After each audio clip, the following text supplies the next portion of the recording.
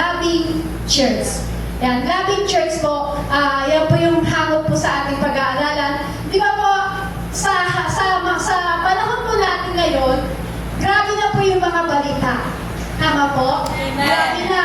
Hindi po tayo dyan sa baha, sa ulan.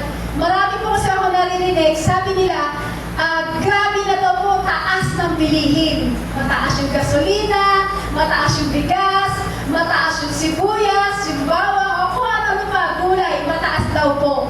So, may tanong po ako, ikaw kaya, kailan ka magmamahal? Diba? Sabi nila, ang mahal ng bilihin, ang mahal ng sibuyas, ang mahal ng gulay, lahat mahal. Ang tanong po, ikaw kaya, tayo kaya, kailan kaya tayo magmamahal? Tanong mo sa iyong katabi, kailan ka magmamahal? Kailan ka magmamahal? Sabi ng sister, nagmahal naman ako, may anak ako, may asawa ko. Amen? Amen daw. So sige po, sa talagang kailan ka magmamahal? Tingnan natin, kailan ba tayo dapat magmahal ng totoo? Sabi nito, what does it means? The church as a while called to be a loving church. Being a loving church encompasses two main ideas. Love God and love people. Dalawang klaseng pag-ibig, ang pag-ibig ng Diyos at ang pag-ibig ng tao. Having a loving spirit crucial to becoming a biblical, Jesus-centered church. Being a loving church not only means we should show love to others, but it also means we should seek to understand the everlasting love Jesus has for us. Sabi po dyan, ang pag-ibig daw po ng Diyos at pag-ibig ng tao. Di ba ang pag-ibig po ng Diyos ay grabe? Tama po? Amen. Ang pag-ibig po ng Diyos na kahit tayo makasalanan, ay tayo po'y inibig ng Diyos. Pinadama niya yung pagmamahal niya sa atin. Amen? Kasi tingnan niyo po, kung di po tayo ibigin ng Diyos, wala tayong bagong hininga. Wala kang magandang buhay. Wala kang malakas sa pangangatawan. Wala kang magandang mukha. Wala kang guwapong mukha. So yung pag-ibig ng Diyos, ipinapadama sa atin yung mga bagay na yun. Pero alam niyo po, ang laki ng kaibahan ng pag-ibig ng tao sa pag-ibig ng Diyos. Yung pag-ibig ng Diyos, hindi niya tinitignan kung anong meron sa ating karumihan, sa ating buhay. Pero ang tao, reality lang po. Sa totoong buhay. Ang pag-ibig ng tao minsan madaya. Ang pag-ibig ng tao minsan pabiktim. Ang pag-ibig ng tao minsan parang kung nawawala, kumukupas, parang larawang kupas. Diba? Parang larawang kupas. So, ang laking kaibahan. Ang pag-ibig ng Diyos ay sobra-sobra. Na kahit tayo nakagawa ng kasalanan, andyan ang pag-ibig ng Diyos. Pero alam niyo po, ang pag-ibig ng tao, pabago-bago, paiba-iba, kumukupas, naglalamig, nawawala. So, ito po yung ating pag-aaralan. Sabi po sa number 1, stop victim blaming. Yung itigil na daw po natin, yung pagsisisi o yung paninisi ng iba. I-stop mo na yung pabiktim effect. Yung parang kumbaga, yung alam mong ikaw ang nakagawa, pero sinisisi mo sa iba. Kaya sabi niyan, stop victim blaming. Amen? Amen. So alam niyo po, bago ko po ituloy po ito, konting testimony lang. Yan. Alam niyo po, nang ito po yung ginagawa ko, matagal ko na po itong ginawa. Kaya lang po, tuwing ito lagi na, itapin mo to, parang sabi ko, iba yung pinipili ko kasi marami po akong pinipilian. So parang pag sinasabi ni Pastor, ikaw ang mag-preach, ikaw ang lumayo doon. Ito yung lagi yung tumatatak sa akin, bumubungad, pero hindi ko siya pinipili. So ang ginagawa ko, pumipili ako ng iba, na ayon lang sa akin. Pero hindi ko alam, sa topic na ito, na hindi ko pinipili, dito pala ako susubukan ng Lord. Nasubukan ako ng Lord, na-experience ko, sabi ko, paano ko siya itatapik kung ako mismo ang naka-experience? Ako to Lord, bakit ko siya itatapik? Masasagasaan yung puso ko, masasagasaan yung sarili ko, masasagasaan yung pagkatapos. Sabi ng Lord, preach mo yan. I-preach mo yan, sabi ng Lord. Sabi ko, okay Lord, handa po akong sumunod kahit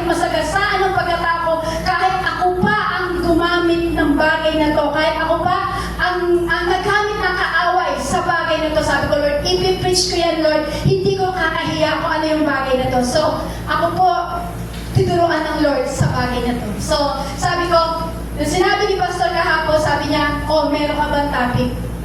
Sabi ko, meron.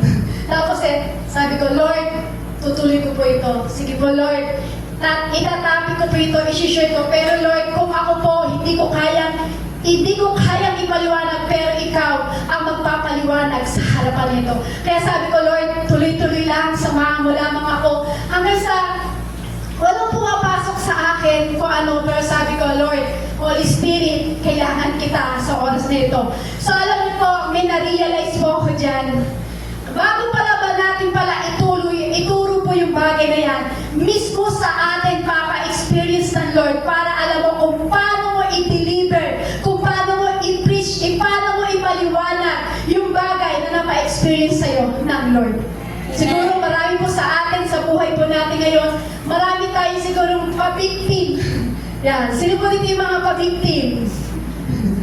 Yan, yung parang, yung may time na, di ba, yung parang, sabi niya, stop victim blaming. Itigil na po daw po natin yung pagtuturo o yung pagsisisi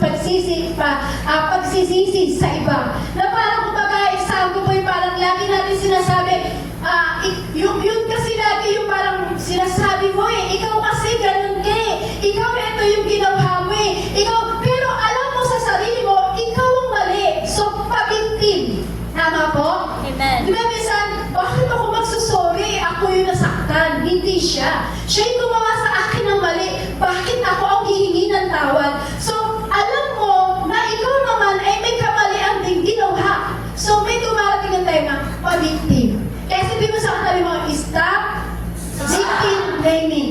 Victim blaming. Yan, sabi mo, huwag kang pa-victim. Huwag kang mabibig. Sabi mo, huwag kang magtuturo. Huwag kang magturo. Huwag kang magwinisi ng iyong kapwa.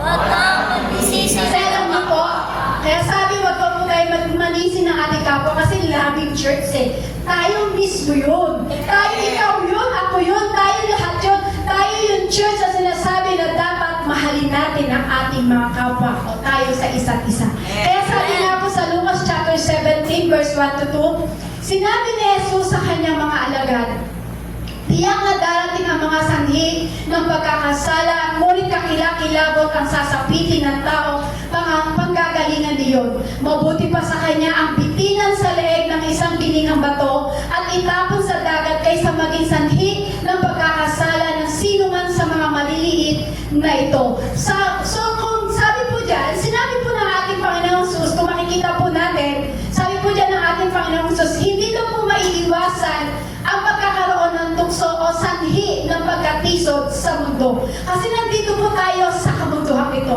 Pero sabi po dyan, meron po parang babala po ang ating Panginoong Jesus po. Sabi dyan, ngunit mabigat ang parusa sa sino mang magiging dahilan upang magkasala ang iba.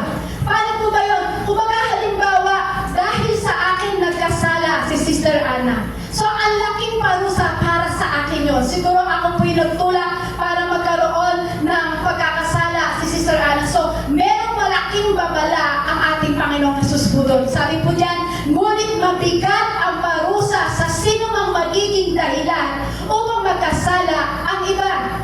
Lalo na ang makihina daw po sa pananampalataya, yung mga bago pa sa pananampalataya.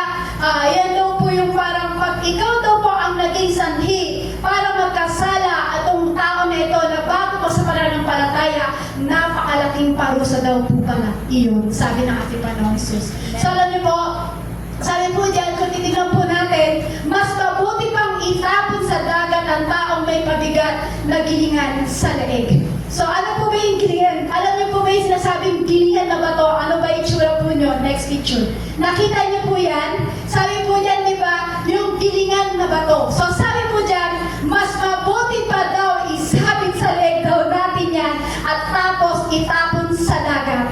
So i-imagine yun, napakabigat yan para isabit po yan sa ating leeg. So yun po yung sinasabi po dyan. So ibig sabihin yan, napakabigat. Yun po yung ibig sabihin po sa ating buhay niyan. Napakabigat ng parusa kapag ikaw mismo ay kinatitisuran ng iyong kapwa.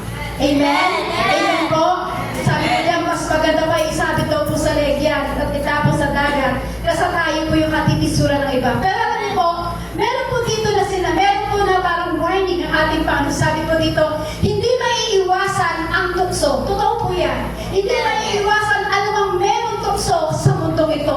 Ayon sa Bible po, sabi po dyan, darating at darating ang mga bagay na magiging sanhi ng pagkakasala dahil sa kasalanan, kalagayan ng mundo ito.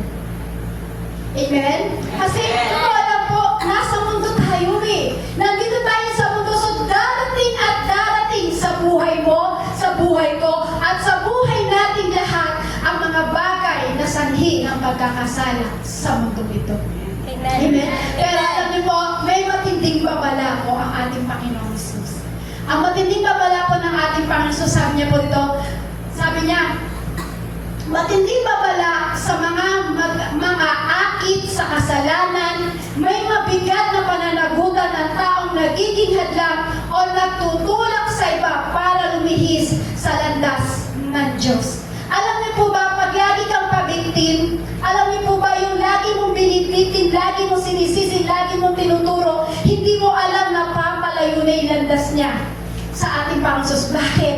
Kasi ikaw ang nagiging sanhi para siya ay lumayo ang pag-ibig niya pagdating sa Panginoon. Kaya sabi nga, loving church, dapat ipakita natin yung pag-ibig natin sa ating Panginoong Jesus, maging sa ating kapwa. So, kailangan po yun. Pero alam niyo po, dapat hindi tayo yung kakitisura ng ating kapwa. Paano ba natin nasasaktan yung ibang tao? Paano ba natitisod ang ibang tao? Paano ba siya maililihis sa landas ng ating Panginoong Hesus? Sabi nga po dito, tayo daw po mga tao, minsan kinatitusuran ng maraming tao dahil sa mga bagay na ginagawa po natin mga to. Sabi po dito, ano tawag po dyan? Alam nyo, gossip. Amen? Gossip. So alam niyo po, kapag ang gossip o chinichismis mo ang iyong kapwa at chinichismis mo ang iyong kapatiran, alam niyo po ba, yun po yung nagiging dahilan para matisod siya sa inyo. Yan ang dahilan para sabihin niya, ayoko na mag-church doon kasi chinichismis naman ako ni Sister Ana. Diba? So, baga nagiging katisuran. Tama po? Sample lang po yun ha. Hindi po chismosa. Hindi po marites si Sister Ana. Sample lang po para makuha po natin. So, huwag daw po tayo magiging katitisuran ng mga ating mga kapatid, lalo na po sa church. Amen. Yun, siya sabi mo, huwag daw po tayong pabiktim na. Sabi, alam mo ba, si Sister ganito eh. Siya yung may gawa niyo, di naman ako eh. Pero ako yung pinagalitan ni Pastor.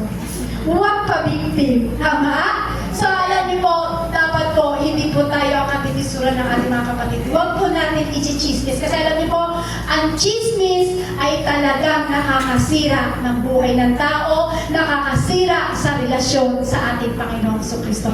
Ano pa daw po yung dahilan ng mga bagay na para masaktan natin yung tao? Sabi po dito, sumunod, yung pagtatalo. Yan po diba tayo, pag tayo nakikipagtalo, nakikipag-away, sino po dito yung nakikipag-away? Uy, wala, lahat po kayo mababait. Ako lang po yung may kaaway. Sino po dito yung nakikipag-away? O, lahat po tayo, amen? Kasi tayo po ay tao lang, tayo po yung nasa lamang. Kaya nga po tayo nag-aaral ng salita ng ating Panginoong Jesus kasi tayo po ay meron pang attitude na nakikipag-away. Taas po rin ang kamay. Sino po dito nakikipag-away? Uy, nahiya pa sila. Ulitin ko po. Sino po dito nakikipagtalo na lang? O tingnan nyo, ayaw yung nakikipag-away. Gusto nyo nakikipagtalo na lang.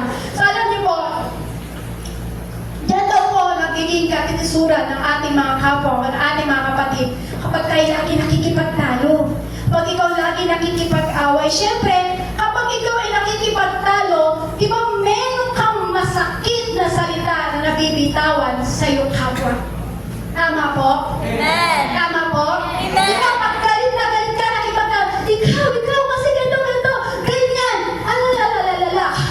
Di ba, masakit na mga salita ang nabibitawan mo. Kaya kung bakit, yung love nawawala.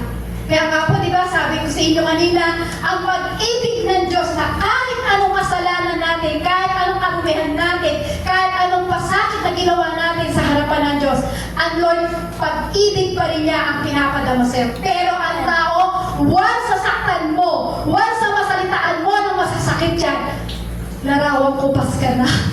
Diba?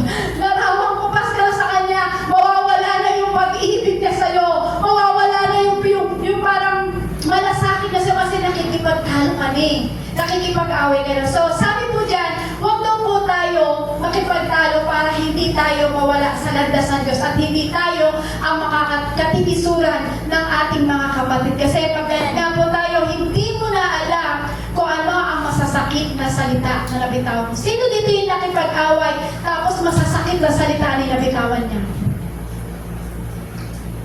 Marami. Ano po naramdaman ng yung mga nabitawan na salita? O? Ba't niyo po masabi? Ano po pakiramdam ng nasabihan nyo ng masasakit na salita? Nasaktan. Alam niyo po, yun yung tinuro sa akin ng Lord. Kala niyo po, kahit po ako nag-preach, syempre nadadaya din po ako ng kaaway. Nadadaya din po ako ng demonyo na ako po kasi talaga is mabilis magalit.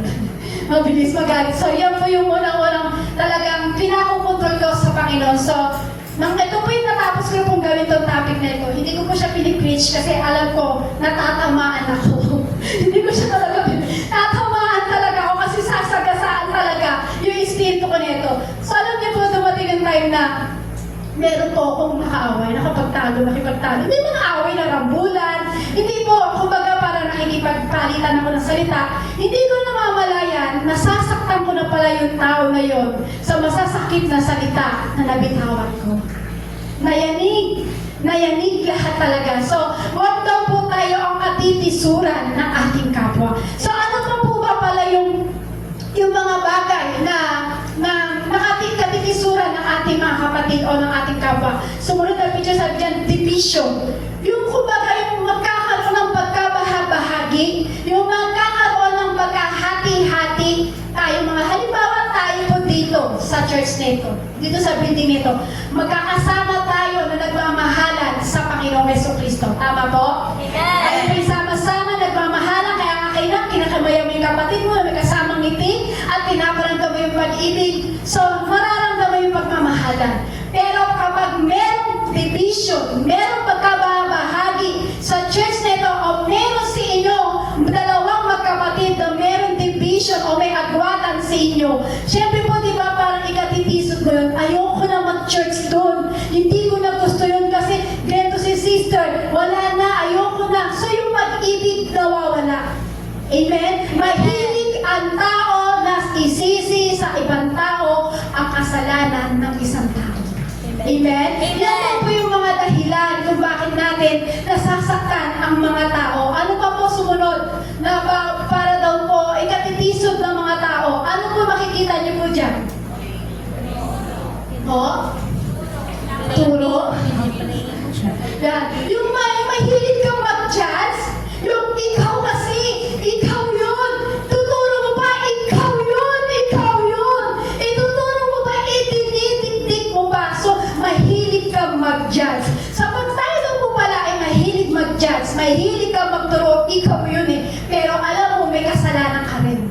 Pero lagi mong tinuturo ang kapwa mo. So, alam niyo po, pagkagaroon daw po ang nangyayari, nawawala yung pag-ibig. Amen. Nawawala yung pag-ibig mo sa iyong kapatid. Amen? Amen. Kaya wag daw po ganun, kaya nagkakaroon po tayo ng division. Kasi kapag tayo daw po pala ay nagja-judge, masyado kang judger, sabi nga po daw, bawal ang mag-judge, di ba? Sabi po doon. So, wag daw po ganun, para hindi daw po tayo simula ng katitisuran ng ating kapwa. Sabi nga po dito sa Lucas chapter 17, verse 3 to 4, kaya mag-ingat kayo, kung magkasala sa inyo ang kapatid mo, pagsabihan mo at kung siya'y magsisi, patawarin mo. Kung 7 ulit siyang magkasala sa iyo sa maghapon at 7 ulit ding lumapit sa iyo at sasabihin niyang nagsisisi ako, dapat mo siya patawarin. Sino po dito yung may kaaway? Tapos nagpatawad? Ay, wala po. Mabait po talaga kayo, wala po kayong kaaway. Yan. So, sabi po dyan, sabi po, di ba, kaya mag-ingat kayo kung magkasala sa inyo ang kapatid mo. Yung kapatid mo, pagsabihan mo at kung siya magsisi, patawarin mo. So, alam niyo po ba, tayo po kasi, pag may isang tao po kasi na nagalit sa atin, nagalit ka, so di ba, masasakit na salita na ating binibitawan. So, sabi po dito, pagsabihan, kung siya'y magsisisi sa kanyang kasalanan at patawarin natin. Sabi na kung 7 ulit siyang magkasala sa iyo sa maghapon at 7 ulit din lumapit sa iyo at sabihin niyang nagsisisi ako, dapat mo siyang patawarin. So, sino po ba pag may nagkasala, humihingi po ba agad ng tawad? Ilang beses po? Wala. Hindi siya humingi ng tawad. Ilang beses po humingi ng tawad pag may nakaaway ka o yung nakaaway mo? Wala po, hindi humingi ng tawad. Hindi po. Pero tingnan niyo, sabi po dito, sabi po ng Lord, kung makikita po natin dyan sa Lucas chapter 17 verse 3 to 4, sabi po dyan, kung may nagawang mali sa iyo ang isang tao o ang kapatiran, hindi ito kinikimkim o pinababayaan lang. Halimbawa, diyan pa sa ating mga kapatiran ngayon, sa oras na ito, meron ka bang sama ng loob sa iyong kapwa mo? Meron ka bang kinikimkim na sama ng loob dyan sa kapatiran mo? Meron po ba? Sabi po dyan, huwag daw po kinikimkim, huwag daw po pabayaan lang. Sabi po dito, kasi kailangan pagsabihan mo daw na maayos. Tama po? Kasi sabi po, sa simula, mahalagang kausapin o pagsabihan sila na maayos para malaman nila ang kanilang pagkakamali at magkaroon ng pagkakataong magbago. Kasi kung hindi po natin sila pagsasabihan sa kanilang pagkakamali at nakita mo naman na nagsisisi siya, paano po sila magkakaroon ng pagkakataong magbago kung hindi naman natin sila pagsasabihan ng mahinhin, ng mahinahon. Amen? Amen. Dapat po walang hanggang po tayo magpatawad. Kaya sabi ko nga po kanina, sino po dito may kaaway at humingi ng tawad sa iyo at pinatawad mo naman? Tanungin ko po kayo ulit, sino po dito yung may kaaway, humingi ng tawad sa iyo at pinatawad mo naman? Ba't parang lahat yata kayo may kaaway? Lahat po ba may galit? Kaya pala pinatagal ng Lord po chinempo sa inyo. Kaya lang, ang masakit po doon, ako unang naka-experience. Ako unang tinuruan ng ating Panginoon Kristo kasi meron po akong nakasamaan ng loob. Sabi niya, sorry, patawad sa lahat na nagawa ko pagkakasala. Sabi niya. So ako naman, okay, patawad ako. Pero deep inside, sa puso ko, may kurot pa. Pero sabi ng Lord, 7 ulit mo patawarin. Pero sabi ko dito, di ba? Sa simula daw po mahalaga na kausapin mo yung taong nakaaway mo, yung taong nakasama mo ng loob. Pagsabihan mo daw po ng maayos para malaman niya kung ano talaga yung pagkakamali. Para may pagkakataon na magbago ang tao ito. Pero alam niyo po, sabi mo dito, dapat daw po walang hanggang po tayo magpatawad. Ilang beses ka pa magpatawad sa iyong nakaaway o nakasamaan ng loob? Ilang beses po kayo magpatawad? 1, 2, 3, 4, 5, 6, 8, bulaga. Ilang beses po kayo magpatawad? Sabi po kasi dito ng ating Panginoong Hesus, dapat po kasi walang hanggang po tayo magpatawad. Ang bilang ng 7 ulit ay sumisimbolo sa kabuuan ng walang limitasyong pagpapatawad sa taong nakasamaan mo ng loob. Amen. Yun po pala yun. Sinisimbolo po pala yun. Yung kabuuan na sinasabing 77 ulit. Ang sinisimbolo po pala yung kabuuan yun. Walang limitasyon ng pagpapatawad sa iyong kapwa. Bakit? Kasi ang ating Panginoong Jesucristo, nang ikaw'y nagkasala, hindi ka niya sinisi. Kapag humihingi ka ng sorry sa Lord, pinapatawad ka. Pagkatapos ng patawarin ng Lord, gumawa ka na naman ng kasalanan. Eto na naman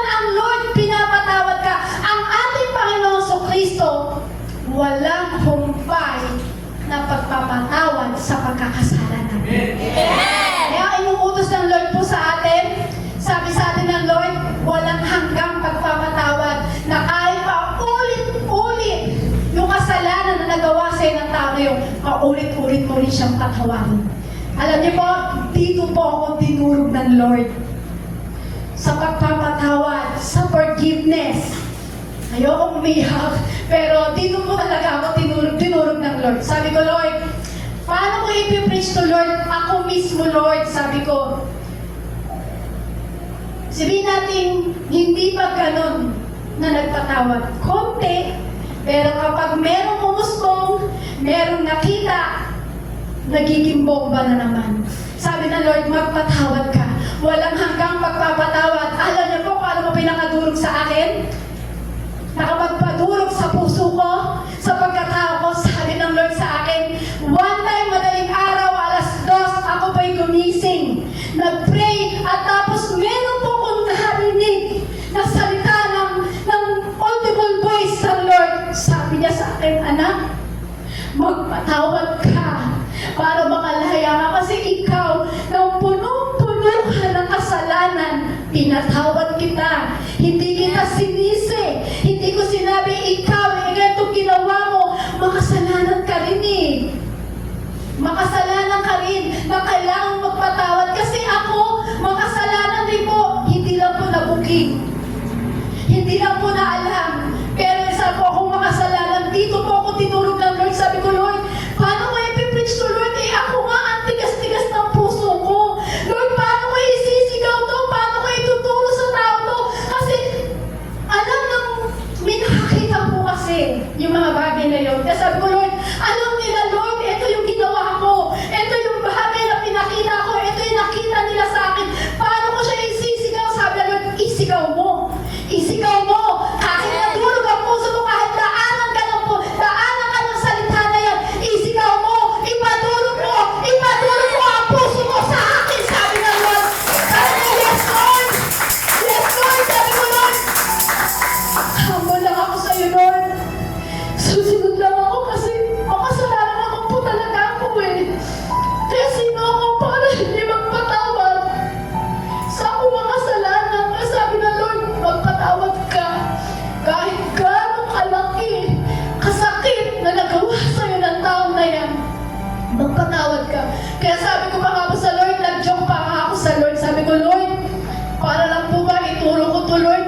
Sa akin niyo pa po itinuro. Sa akin niyo pa ba ipina-experience? Lord, sabi ko, Lord, paano ko isisigaw? Eh ako mismo to. Sabi ng Lord, yes, ikaw talaga yan. Ang magiging buhay na testimony sa maraming tao na makarinig ng bagay na yan. Alam niyo po, isa lang po ang isasabihin ko po sa inyo. Kahit gaano kadurog ang puso mo, kahit gaano ka sinaktan ng taong ito, magpatawad ka. Amen. Forgiveness. Amen. Forgiveness. Kasi ang Lord, hindi ka niya tinignan sa pagkakasala mo. Ang Lord, hindi ka niya tinignan sa kasalanan mo. Sino po dito magsasabi hindi siya marumi? Sino po dito magsasabi wala siyang kasalanan? Meron po ba? Lahat po tayo makasalanan. Amen? Amen. Lahat po tayo makasalanan. Pero hindi ka tinignan ng Lord sa pagkakasala. Paulit-ulit kang nagkasala sa Panginoon. Pinatawad ka ng Lord. Pinatawad ka ng Lord. Kaya sabi nga po, stop victim blaming. Huwag kang magturo. Ipadulog mo ang puso mo sa Panginoong Jesucristo. Amen. Amen? Amen po. Kasi alam niyo po, hanggang taos puso po humingi ng tawad sa iyo ang tao. Patawarin mo. Kasi bakit po? Bilang nakakilala sa Panginoon, bilang ikaw nakakarinig ng salita ng ating Panginoong Hesus, tungkulin ng isang Kristiyano ang magpatawad sa kapwa taong nagkasala sa Kanya. Amen? Amen po? Amen. Alam niyo po, kailangan tayo magpatawad. Inuulit-ulit ko po itong Lucas 7, chapter 17, 3-4. Ulit-ulit ko ito binabasa, ulit-ulit ko po sinisikik sa aking isip. Sabi ko, Lord, tulungan mo ko, Lord. Tulungan mo, paano ko i-deliver to, Lord? Paano ko ito i-preach, Lord? Eh, ako to. Sabi ng Lord, yes. I-preach mo. Ako bahala sa'yo. Glory to God. Habang sinasabi ko po yun, nawawala yung sakit. Nawawala napapalitan ng pag-ibig ng Diyos. Kaya sabi ko, Lord, at tinuro mo lang sa akin, Lord, pala, matutong umibig dun sa taong nakaaway mo. Amen? So, alam niyo po, makikita po natin dito sa verse na ito, may repentance eh. Kung aalala po natin yung verse na ito, may repentance. Tama po? May forgiveness. Kaya sabi mo sa kanila, forgiveness. Forgiveness. So, kailangan magpatawad tayo. Sabi mo sa atin, magpatawad ka. Magpatawad ka. Kasi yung po yung sabi sa Bible eh. Amen? Amen. Magpatawad ka. Kasi sabi po dito, loving church is a forgiving church. Ito daw po yung tunay na pagmamahalan sa loob ng church. Yung mga mananampalataya ka o mananampalataya mo ay nakikita na napatunayan na sa pamamagitan ng pagpapatawad sa isa't isa, hindi kailanman dapat natin paghiwalayin ang pagpapatawad at ang pag-ibig. Tama po? Sabi po dyan, loving church is a forgiving church.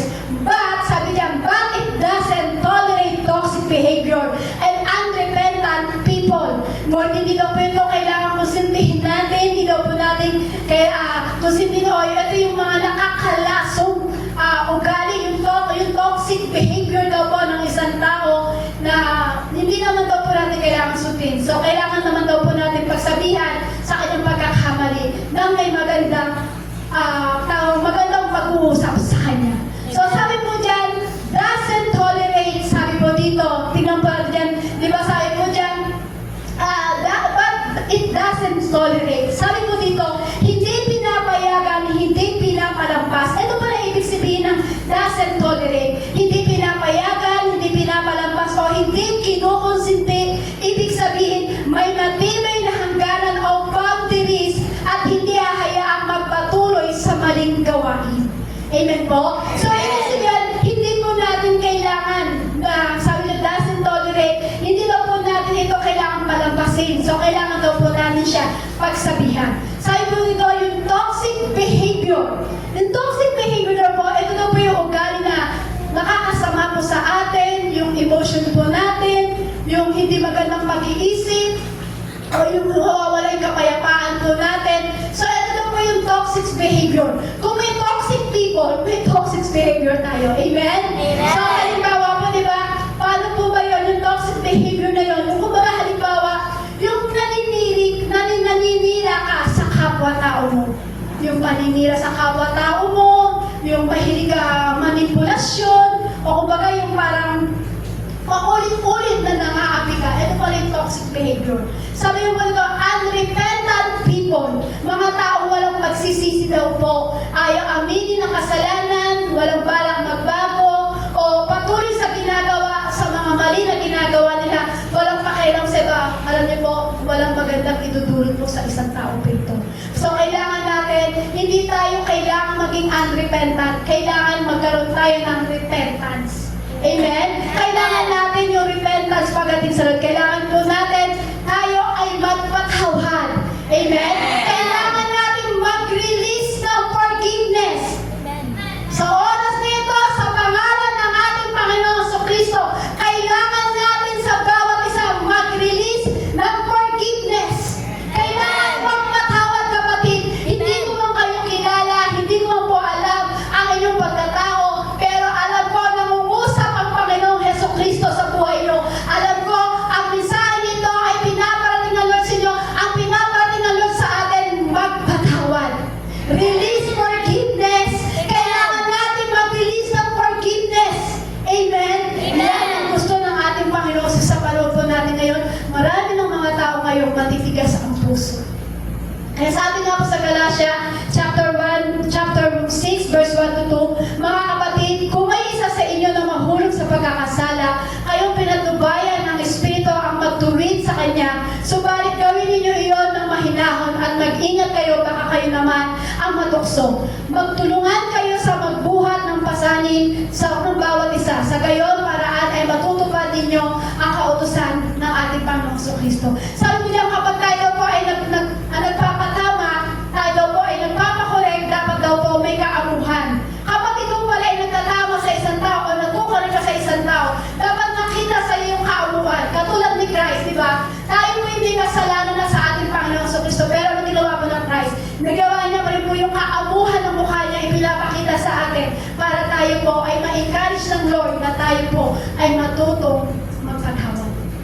Apo? Amen. So, kailangan daw po yun. So, sa oras po ito, hindi ko po alam kung ano po yung ibinubulog ng Lord sa inyo, pero alam ko may ginagawa po ang Holy Spirit sa oras na ito. So, kailangan daw po tayo magtulungan. So, kung alam mo kapatid mo nangihina, alam mo yung kapatid mo nangihina siya, may problema siya, sabi mo dyan, tulungan mo. Tayo daw po ay magtulungan, magbuhat ng pasanin sa bawat isa. Hindi yung magproblema na lang sa problema niya lang. So, paano natin ipapadama ang pag-ibig natin sa ating kapwa kung tayo mismo ay hindi marunong tumulong sa ating kapwa? So, kailangan po isinasabuhay natin ang pag-ibig ng ating Panginoong Kristo. Kung may problema yung katabi mo, may problema yung kapatid mo, tulungan mo, palakasin mo siya. Hindi yung parang ikaw ang sisimulan na ikatitisod niya sa kanyang pagilid ko. Amen? Amen. Number 2 po, sabi ko, I'm here for you. Yung bang kapatid mo, yung kapatid mo, yan ba ay handa sa'yo na lagi siyang nandyan, lagi siyang may oras, lagi kanyang kinakausap. So bilang tayo pala ng mga anak ng Diyos, tayo mga magkakapatid na dito sa lugar ito, dapat lagi tayong may time sa ating kapwa. Amen? Dahil kapag mayroong problema yung katabi mo, may problema yung kapatid mo, kailangan lagi ka may time para lagi mo siya kinakausap at pinapayuhan mo siya at palalakasin mo siya sa pangalan ng ating Panginoong Kristo. Sabi nga po sa 1 Corinto chapter 12, verse 25 to 26, upang hindi magkaroon ng pagkakabahabahagi sa halip, ay magmalasakit ang bawat bahagi sa isa't isa. Kung nasasaktan ng isang bahagi, nasasaktan ng lahat. Kung pinaparangalan ang isang bahagi, nagagalak ang lahat. Di ba sa ating katawan, kapag masakit daw po, ano ba ibig kasabihan nun? Kapag masakit ang kalingkingan, dama daw po lahat ng ating katawan. So, paano ganun po sa atin? Kapag isa po sa atin dito, sa church na ito, nagkaroon ng kabahagi o nasaktan po siya, mararamdaman po natin yun. Mararamdaman po natin, tayo din po ay masasaktan. Pero alam niyo po, kapag ang isang bahagi sa ating katawan ay talagang nagkaroon ng, kumbaga sa ating katawan, nagkaroon ng isang masakit pero tinutulungan na ibang parte ng katawan. So alam niyo po, nagkakaisa po sila at yung pa ay nagkakaroon ng magalak na karangalan pagdating sa ating Panginoong Kristo. Kaya sabi po dito kasi ni Pablo, pinapakita po dito ni Pablo na ang mga mananampalataya daw po ang mga mananampalataya daw po sa mga bahagi ng isang katawan ay walang dapat ikabahabahagi. Kundi dapat daw po tamayan sa bawat isa ang nahihirapan at ipagdiwang din ang tagumpay ng iba. Kasi di ba po, kapag may nagtatagumpay na iba, di ba minsan hindi mo pinagdidiwang, kaya naiinis mo pa. Tama po ba yun? Kung halimbawa ang kapitbahay mo, nakabili na naman siya ng magandang appliances, saan naman niya kinuha yun? Dapat wag daw natin ikagalit yun. So dapat daw ikatuwa daw natin kung ano yung pagpapala na ipinaparating sa kanya. So, parang ganun din po sa atin. Kung ano man yung bagay na nararanasan na yung kapatid.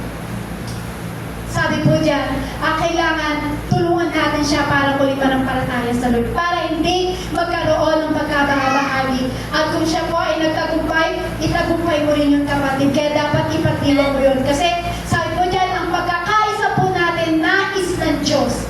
Ang pagkakaisa po natin lahat dito ay nais ng Diyos. Walang nais ng Diyos na tayo ay magkaroon ng pagkabahagi sa lugar dito. Ang bawat kapatiran ay dapat pantay ang ating tingin. Hindi lang, ayoko si sister, hindi ko gusto ugali niyan, ayoko sa kanya. So dapat lahat tayo ay pantay-pantay. At higit sa lahat, meron kang pagtitiwala sa isa't isa. Amen? Dapat lagi kang may oras sa iyong kapatid. Sumunod, number 3, agree to disagree. Ano po ba ibig sabihin nito? Ang ibig sabihin po nito, nangangahulugang pagpili na itigil na ang pagtatalo o pag-uusap dahil alam ninyo na magkaiba ang inyong pananaw at walang pagbabago ng isip. Sa halip na mag-away pa, sumang-ayon ka na lang na igalang mo ang pagkakaiba ng inyong opinion. So sabi dyan, agree to disagree. Ito daw po yung kahulugan nyo. Itigil na daw po natin yung pakikipagtalo. Kasi alam naman natin na hindi magkakaroon ng pagkakasundo kapag iba ang opinyon sa bawat isa. Kaya sabi nga po sa Romans chapter 12 verse 18, hanggat maaari gawin ninyo ang inyong makakaya upang kasama ng sino man. Sabi po dito, sabi po dyan, hanggat maaari gawin ninyo ang inyong makakaya upang mabuhay kayo ng mapayapa kasama ng sino man. Alam niyo po, magandang bagay po yung ginagawa po dito sa church na ito. Na every Thursday, meron po tayong Bible study, nagsasama-sama tayo, at ginagawa po natin ito para sa ating Panginoong Jesus. Alam niyo po ba, yun po yung ikatitibay ng ating samahan. Yun po yung parang mas lalong lalalim ang pag-ibig mo sa iyong kapatiran. Kaya sabi nga, hanggat maaari gawin ninyo ito upang inyong makakaya, upang mamuhay kayo ng payapa kasama ng sino man. Amen? Amen. Amen po. Kaya sabi nga po sa Roma chapter 14, verse 13 to 14, huwag na tayong humatol sa isa't isa. Huwag rin tayong maging dahilan ng pagkatisod o pagkakasala ng ating kapatid. Dahil sa aking makikipag-isa sa Panginoong Jesus, natitiyak kong walang anumang likas na marumi. Ngunit kung ang sino man ay naniniwalang marumi, ang anumang bagay na marumi nga iyon sa Kanya. So, sabi po dito, ipinapakita daw po dito, huwag po tayong humatol. Tama po? Sabi, huwag daw tayong humatol. Kasi ang Diyos kailanman hindi ka hinatulan. Tinuulit ko kapatid, ang Diyos kailanman hindi kaya hinatulan. Kaya ang pinapasabi ng Lord sa atin, huwag tayong humatol. Huwag mong hatulan ng kapwa mo. Huwag mong hatulan ng kapatiran mo. Kaya sabi niya, ihinto na ang pamumuna. Huwag mo nang punain kung anong meron man sa ginagawa niya. Sabi ko dyan, ihinto na daw natin yung paghuhusga o sa pagmamaliit sa mga desisyon na ginagawa po natin. Kasi alam niyo po, bilang isang Kristiyano, wala tayong karapatan para humatol sa ating kapwa. Kasi ikaw mismong makasalanan at niligtas ng ating Panginoong sa Kristo. Kailanman, hindi ka niya hinatulan sa mga bagay na kasalanan na ginawa mo. So ako po, malalaman niyo ang aking pagkabuhay, yung buong buhay ko. Kung malalaman niyo po, siguro kung pwede lang humatol ang Diyos, baka sobrang hatol na ginawa sa buhay ko, baka hindi na po ako buhay, baka patay na ako. Alam niyo po yun? Ang dami kong kasalanan, ang dami kong pamumula sa tao, ang dami kong nakikita, ang dami kong opinion, pero sabi na Lord, huwag kang humatol. Amen. Kaya sabi nga po sa Bible, ang laban mo ay laban ko, hindi mo yan laban. Amen? Laban po ng Diyos po yan kung tayo po'y mananatili sa ating Panginoon. Kaya sabi nga po, di ba, huwag tayong makipagtalo. Huwag tayong humatol. Kaya sabi nga po dyan, kailangan sa halip na tayo po'y humatol, dapat alagaan mo yung kapwa mo. Amen? Amen? Kasi yung hinahatol mo sa Kanya, ikaw yun eh. Ganon ka rin eh. Ganon din yung ginagawa mo eh. Pero lang kayo na pinatawad ng ating Panginoong sa Kristo. Pero lang tayo na hindi hinatulan ng Diyos. Kaya sabi yan, huwag tayo humatol. Amen? Dapat daw po iwasan po natin yung mga bagay na yan para hindi maging katitisuran ng iyong kapwa, ng iyong kapatiran sa pananampalataya. Amen po? Huwag daw po tayo gawin yan. Huwag daw po tayo humatol kasi ang tao po mahilig humatol. Sino dito yung mahilig humatol? Sino po dito yung mahilig pumatol? Ayaw niyo humatol. Humatol. Yan. Di ba sabi po kasi, huwag daw po tayo humatol. Kasi kapag tayo humatol, di parang sinabi mo, hatulang ka na rin ng Diyos. Amen? Kaya sabi mo sa katabi mo, tama na yung paghatol. Sabi mo, huwag na tayong humatol. Isigaw mo sa kanya, kaya idikdik mo sa kanya kasi ikaw, nang nagkasala ka, hindi ka hinatulan ng Diyos. Kaya sabi mo, sino ka para humatol? Amen? Kaya niyo po ang Lord, uulitin ko po. Dahil sa ating kasalanan, kaya napako si Kristo sa krus. Dahil sa kasalanan mo, sa kasalanan ko, sa kasalanan nating lahat, kaya siya napako sa krus. Sino ang hinatulan? Ang Diyos. Hinatulan sa Yesu Kristo dahil sa kasalanan ko, sa kasalanan mo, sa kasalanan nating lahat. Kung bakit si Kristo napako sa krus? Dahil siya ang tumanggap lahat ng makasalanan ng tao. Kung bakit ginawa ng Diyos po yun? Kasi ayaw ng ating Panginoon Jesucristo na ikaw ang makatanggap ng hatol. Ayaw ni Jesucristo na ikaw ang mapahamak. Ginawa ni Kristo, ipinapako, hinayaan niyang ipako siya sa krus para hindi tayo hatulan. Siya ang hatulan. Bakit? Para iligtas ang lahat ng mga tao na hinahakal niya. Mahal ka ng Diyos, kaya hindi ka hinahatulan ng ating Panginoon Jesus. Mahal ka ng Diyos. Imagine niyo po yun? Diyos na makapangyarihan, malinis, walang bahid ng kalumihan, malinis talagang pure talaga yung kanyang pagiging Diyos. Pero dahil sa ating kasalanan, siya ang tumanggap ng paghatol ng kasalanan ng mundo ito para tayo ay iligtas. Kaya kapatid, huwag kang humatol ng iyong kapwa para hindi yun ang magiging katisisuran ng iyong kapwa. Number 4, last po, sabi ko dito, accept one another. Tanggap mo ba yung katabi mo? Amen? Sabi yan, accept one another. Hindi mo ba hinuhusgahan ang katabi mo? Hindi ka may ay. Amen. Ay, sabi. Yan. Sabi dyan, accept one another. Sabi po dito, ang ibig sabihin daw po nito ay hindi mo dapat hinuhusgahan o pinipilit na baguhin ng isang tao para lamang magustuhan mo sila. Totoo naman po, di ba?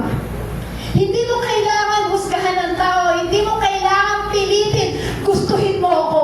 Kailangan gustuhin mo ako, hindi ganon. Kasi alam niyo po, kailangan i-accept mo yan, tanggapin mo yan. Kasi isa lamang yan na pinatawad din ng Diyos, na katulad mo na pinatawad ng Diyos. Isa lang din yan na ibinigyan ng pagkakataon mabuhay ng Panginoon, katulad mo rin yan.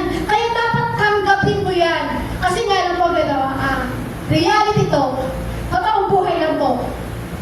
Diba? Ang isang tao, kapag hindi niya gusto ang tao, paano po ba? Ganito po yun.